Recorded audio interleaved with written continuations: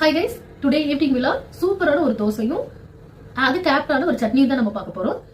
பச்சைப்பயிறு தோசை செய்யறதுக்கு 4 hours முன்னாடி இந்த மாதிரி நல்லா ஊற வச்சு எடுத்துக்கோங்க. இதுக்கு 1/4 கிலோ பச்சைப்பயிறு, 1 கைப்பிடி அளவு அரிசி, 1 கைப்பிடி அளவு உளுந்து. அரிசி கிரைண்ட் பண்றதுக்கு 3 துண்டு இஞ்சி, 1 ஸ்பூன் சீரகம்,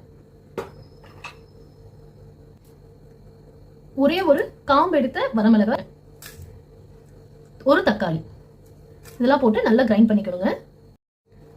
இதை உப்பு போட்டு நல்லா கலந்ததுக்கு அப்புறம் 1 hour நம்ம வந்து ரெஸ்டிங் டைமுக்கு வச்சிடலாம்.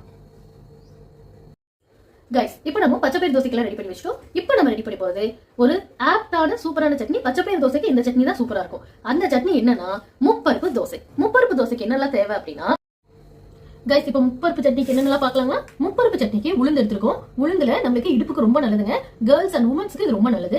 அதே மாதிரி அடுத்து பொட்டுக்கடலை. நம்மளுக்கு தெரியும் கொண்டக்கடலையோட ஹாஃப் தான் பொட்டுக்கடலை. அதனால கொண்டக்கடலையில என்னெல்லாம் சத்து இருக்கோ அதே தாங்க இந்த கடலையிலயும் இருக்கும். இதுல வந்து கால்சியம், வைட்டமின், அயர்ன், அதே மாதிரி புரோட்டீன் இதெல்லாமே ஜாஸ்தியா இருக்கு. நெக்ஸ்ட் கொள்ளு. கொள்ளு வந்து என்னைக்குமே கொலஸ்ட்ரால ஈஸியா குறைக்கக்கூடிய ஒரே பருப்பு கொள்ளு தாங்க. அதே மாதிரி கொள்ளு சாப்பிட்டா புரோட்டீன் இதுல வந்து கொஞ்சம் கம்மியா இருக்கிறங்காட்டி கொள்ளு வந்து நீங்க டெய்லியுமே கொஞ்சம் கொஞ்சம் எடுத்துக்கலாம். நெக்ஸ்ட் புளி. இதுல வந்து கொஞ்சம் ஒரு புளிப்பு தன்மை இருக்கணும் அப்படிங்கிறதுக்காக ஒரு துண்டு புளி போட்டிருக்காங்க. அதே மாதிரி இப்போ வரமிளகா. நான் ஒரு வரமிளகா எடுத்திருக்கேன். நீங்க உங்களுக்கு வேணும்னா 2-3 வரமிளகா எடுத்துக்கலாம். இப்போ எப்படி செய்யலாம்னு பார்க்கலாங்களா? பேன் ஹீட் பண்ணதுக்கு அப்புறம் ஆயில். நீங்க கடலை எண்ணெய், நல்லெண்ணெய், தேங்காய் எண்ணெய் எது வேணாலும் எடுத்துக்கலாங்க. எல்லாமே நல்லா டேஸ்டா தான் இருக்கும். அடுத்து நம்ம எடுத்து வச்சிருக்கிற 3 கடலைகளை ஃபர்ஸ்ட் போடணும்.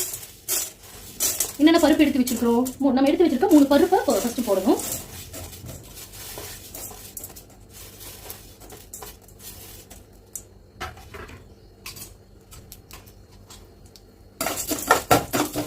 எல்லாமே ஸ்லோ குக் பண்ணுங்க. சிம்ல வச்சு குக் பண்ணுங்க.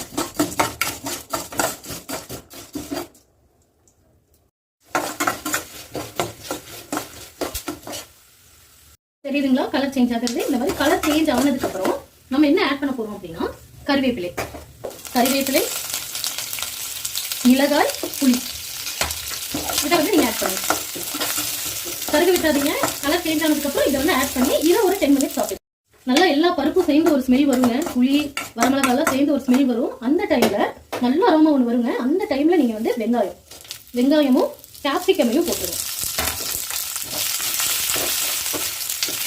கேப்சிகம் எந்த அளவுக்கு இதா இருக்கு கிரைண்ட் பண்ணா சட்னி ரெடி. தேவையான அளவு சால்ட் போட்டு நம்ம கிரைண்ட் பண்ண போறோம். இந்த மாதிரி கடுகும் கடலைப்பருப்பு மட்டும் போட்டு எடுத்துக்கோங்க. இந்த தோசை எல்லாத்துக்குமே ஆகும். ஆனா இந்த பச்சைப்பயிறு தோசைக்கு இது இன்னுமே ரொம்ப டேஸ்டா இருக்குங்க.